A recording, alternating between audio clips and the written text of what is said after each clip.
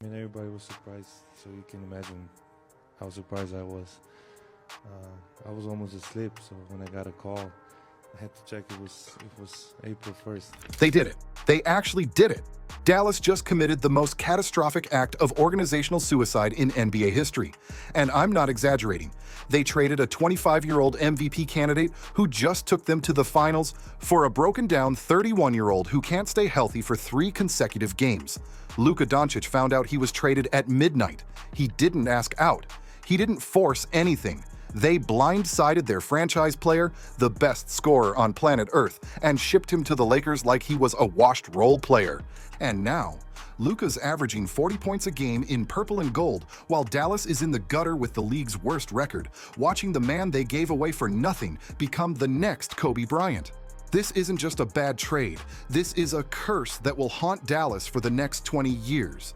If you want to see how one decision turned a dynasty into a curse, smash that subscribe button right now. Let me paint you a picture of the chaos that unfolded. This was the first time in NBA history that 2 reigning All-NBA team players were traded for each other mid-season.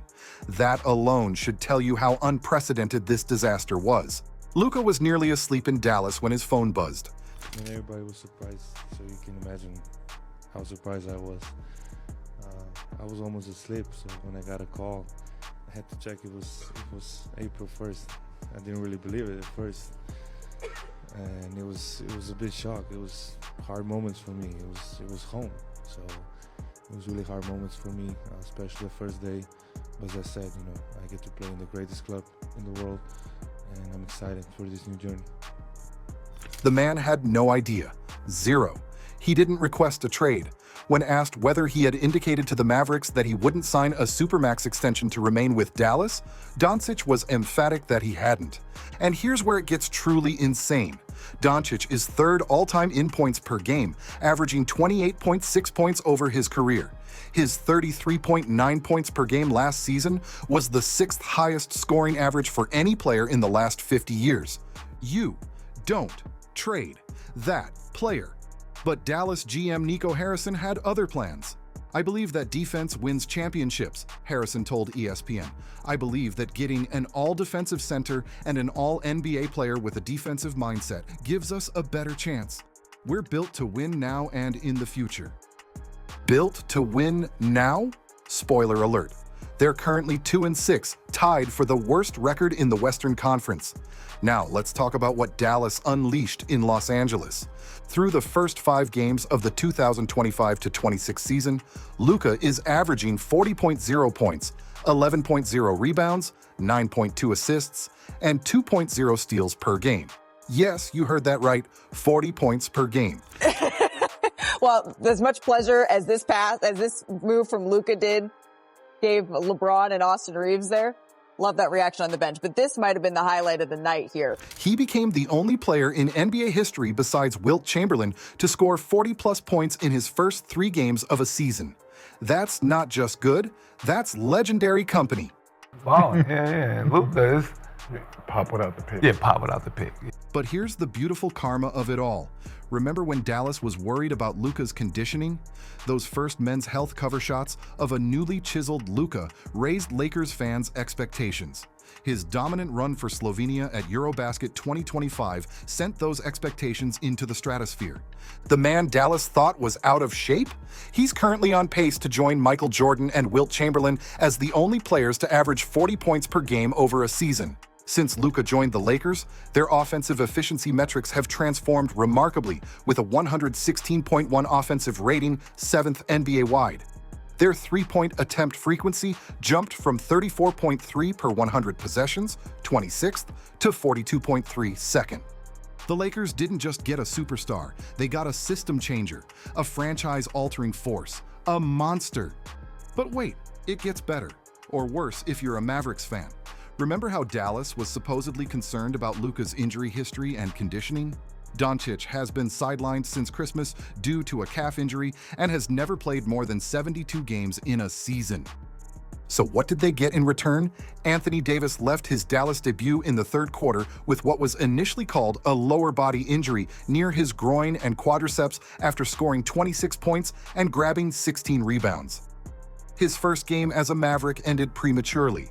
Fast forward to October 2025, Davis has only played a total of 14 regular season games for the Mavericks since they acquired him from the Lakers.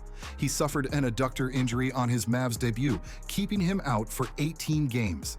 Currently, Davis is dealing with a low-grade calf strain as of November 2025, having already missed multiple games this season.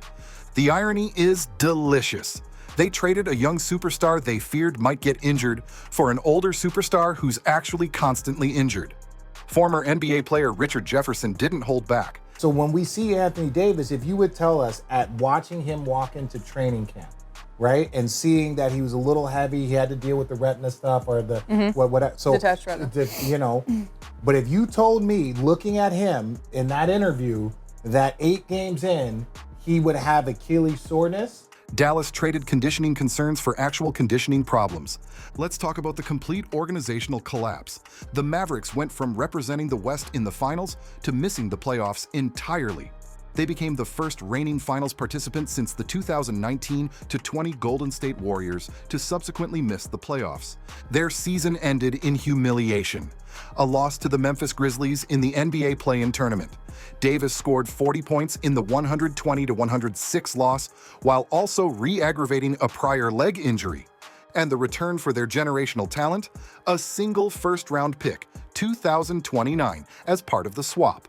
For comparison, when the Knicks picked up Mikal Bridges from the Nets, it cost them 4 unprotected first-round picks. Dallas fans didn't just lose their superstar, they lost their dignity. At the draft lottery watch party at American Airlines Center, Harrison was again the target of Fire Nico chants. Even minority owner Mark Cuban, who had already sold his majority stake, tried to distance himself from the disaster. On the All In podcast, Cuban admitted, "I fucked up." There was this idea that you would still be involved to some extent. Yeah, I fucked up. Yeah. Unpack it. Yeah, I mean, when I did the deal, the presumption was that I would still be running basketball. And we tried to put it in the contract, but the NBA said the governor is the governor and they make all final decisions. And then, you know, I was involved, and then we went on this run where we went to the finals. And rather than trying to interject myself all the time, right, I was like, I don't want to get in the way. We're rolling. And that was a mistake. When even the guy who's no longer in charge is saying he messed up? You know it's bad. But here's where the story gets truly haunting.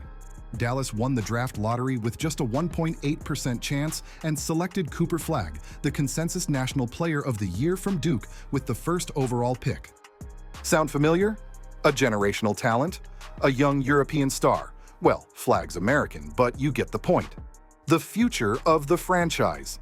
The trade received revived scrutiny when the Mavericks won the first overall pick in the 2025 NBA draft lottery, with accusations of it being rigged and meant as a compensation for the lopsided trade.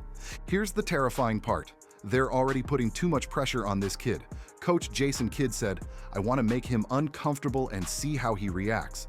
Because I don't look at the position. You know, I want to put him at the point guard.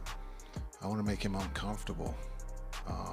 And see how he reacts, being able to run the show, being able to play the 2, play the 3. He's comfortable playing that, but we want to push, and I think he's going to respond in a positive way. It's all right to fail. It's all right to turn the ball over. We've talked about that. They're asking an 18-year-old rookie to replace Luka Doncic. Let that sink in. This is the same organization that had Dirk Nowitzki for 21 years, then had Luka for 6, and now they're desperately hoping Flagg can be their savior? The curse continues. But the most beautiful part of this entire saga? Luka hasn't said a word. When Luka met with the media after joining the Lakers, he called Dallas home and described the trade as really hard moments for me. That's it. No trash talk, no bitterness, no drama, just pure, devastating excellence on the court. This is the best Luka Doncic we've ever seen isn't just a lofty claim, it's getting harder to argue against. According to statisticians, Doncic is just the second NBA player ever to score 200 or more points through his first 5 games, and the first to do it since the 1962-63 season. Every 40-point game is payback. Every triple-double is revenge. Every highlight is a reminder to Dallas. You gave this up. Golden State's Stephen Curry captured the shock perfectly. Expressed their surprise at the Luka trade, the Luka for AD trade. How did that one land with you? Just because of how kind of out of the blue it was without any type of hint or rumor or any kind of sign. That's, especially them coming out the finals, like, it's a reminder. Maybe only a few in this league that can go to sleep with, any type of confidence, but you'll still be there. It's kind of a very unique situation across the board, but I think just the idea that it happened in silence was pretty crazy.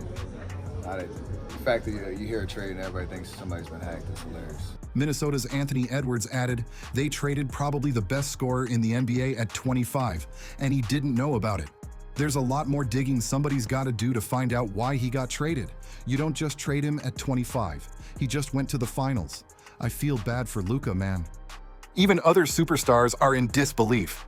Let's talk about what Dallas actually destroyed. Had Doncic stayed in Dallas, he was eligible for a 5-year, $345 million Supermax deal from the Mavericks.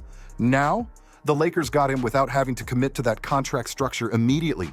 They could have had Luka and built around him with the Thunder's core, creating the next great Western Conference rivalry. Luka versus Shai Gilgeous-Alexander for the next decade. Instead, they have Anthony Davis, who's 32 years old and has played 14 games for them, and Cooper Flagg, an 18-year-old they're already overworking. Journalists have called the transaction one of the most unexpected trades in NBA and American sports history, with many media members, fans, and NBA players criticizing it and expressing shock. The overwhelming consensus was that the Lakers won the trade. The Lakers didn't just win the trade, they committed highway robbery. They got a 25-year-old in his prime for a 31-year-old with chronic injury concerns. This isn't just about a bad trade, it's about organizational failure at the highest level. Nico Harrison chose structure over superstardom, defense over offense, fear over faith. And now, the Mavericks are 2-6, tied with the Pelicans for the worst record in the Western Conference. Meanwhile, Luka Doncic is putting together one of the greatest starts to a season in NBA history, in purple and gold. The trade that ruined Dallas didn't just create a monster in LA, it created a legacy of what if that will haunt this franchise for generations. And the saddest part? We're just getting started. Luka Doncic is 26 years old. He has a decade of dominance ahead of him, and every single night he steps on that court in a Lakers jersey, Dallas has to watch the ghost of what could have been. That's not just a bad trade, that's basketball purgatory. If you enjoyed this breakdown of one of the most catastrophic decisions in NBA history, hit that like button, subscribe, and drop a comment telling me, what's the worst trade your team has ever made? Because I guarantee it's not as bad as this one.